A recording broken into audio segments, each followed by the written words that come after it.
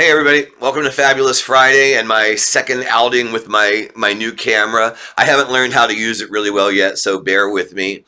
And I also want to apologize for my scruffiness. As I said the other day, I'm trying to let my beard grow in to have a professional see if they can do some kind of a topiary on me or something. I'll probably just go to a poodle grooming parlor.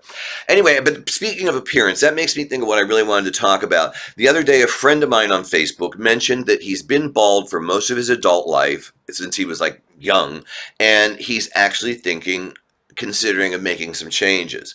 Well, this was met with an entire barrage of "You're not getting a wig, I hope," or and "Oh, for God's sake." And I thought about it, and I would have been one of those people. I was always very critical of men that wear rugs, toupees, wigs, whatever. Like, who the hell's he think he's fooling? But you know, in today's current fashion atmosphere, we can change personas, and this is something we can do at any age. I mean, we have a right to do this. Just because I'm older doesn't mean I'm dead to the world of wanting to enhance myself or take advantage of fashion ideas and things like that. And anybody we're seeing on the catwalk, the women are all wearing some kind of a wig, and a lot of the men are too.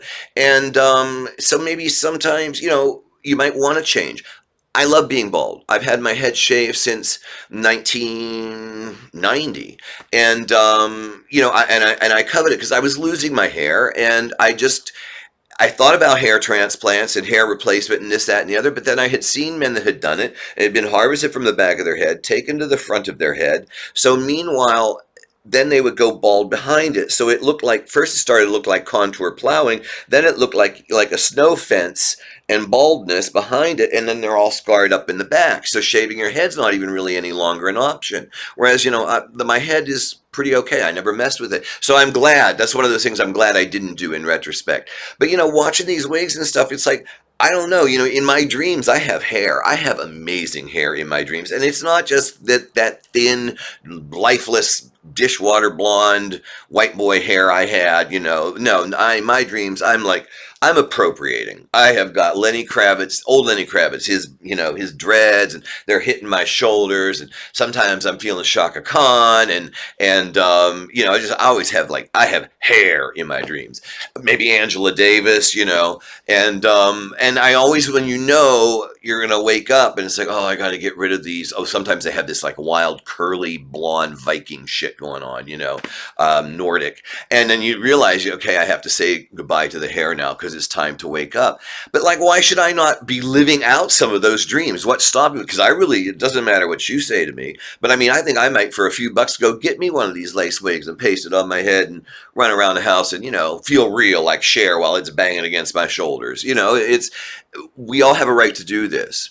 And, like I said, I was always critical of men that dyed their beards until it really hit me one day. And I heard a couple of men express that they began to dye their beards at a time in their lives where they were so sick, where they were so emaciated, where they were so close to the grip of death. I mean, at the brink. And I remember this, that dyeing their beard was the only thing they had control of, the only part of their body they had control of.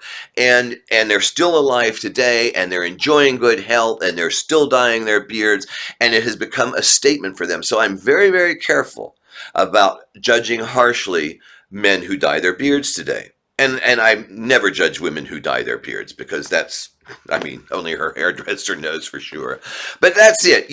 Go out there and do what you want to do with yourself. Don't let yourself be pushed into any certain, you're stuck with this for life. I mean, I'm content being bald, but I wouldn't mind having like a smart little, mohawk once in a while, and make some changes. And we need to step out. We need to do this. Our rights are being taken away from us. Everything that was fought for in the 60s, so dearly fought for, is now kind of like slipping away, if not legislatively, at least in the social consciousness.